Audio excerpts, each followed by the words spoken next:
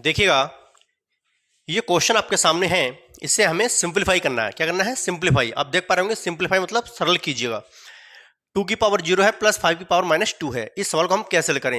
ये बच्चे इतने कंफ्यूजन में होते हैं कि किसी की पावर अगर 0 दी होती है तो उसका आंसर क्या होता है, उसका अर्थ क्या होता है, उसका मीनिंग क्या होता है, मतलब ये पता नहीं क्या होता है कि अगर किसी की पावर अगर माइनस में है तो उस सवाल को हम कैसे हल करेंगे। सबसे पहले तो हम आपको समझाते हैं और समझने की कोशिश करना है, ठीक है।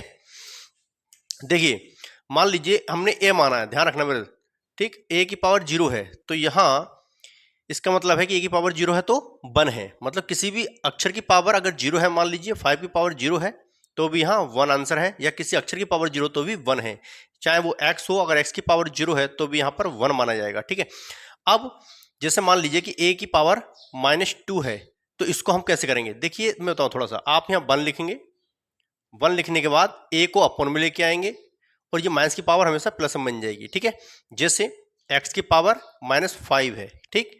फिर क्या हम क्या बताया, 1 लगाएंगे ऊपर, अपॉन लगाएंगे, ये x अपॉन में आके इसकी पावर जो माइनस की क्या बन जाएगी, प्लस में बन जाएगी। ये आपको याद रखनी है।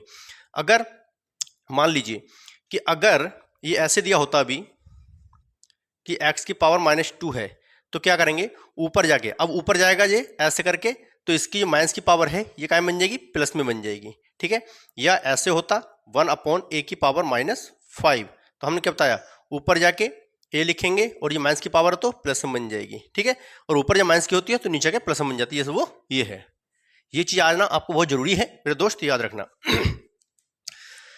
देखिए सवाल आपके सामने है, अब हम यहाँ करते हैं और सवाल को ध्यान से देखिए। 2 की पावर 0 है, इसका मतलब हमने क्या बताया, 1 है। क्या है? 1।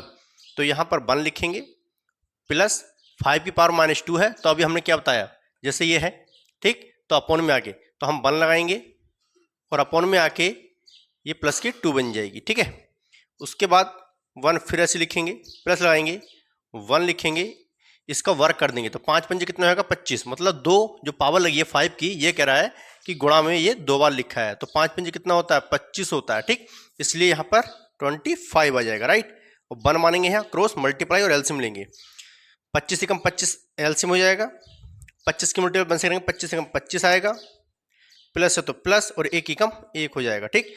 प्लस का साइन कहता है जोड़ दीजिए, तो 25 और 1 कितना हो जाएगा, 26। तो आप यहाँ 26 लिखेंगे, अपॉन में कितना है 25, तो अपॉन में 25 लिखेंगे, आपका आंसर 26 अपॉन 25 बन के ये तैयार हो जाएगा, ठीक है।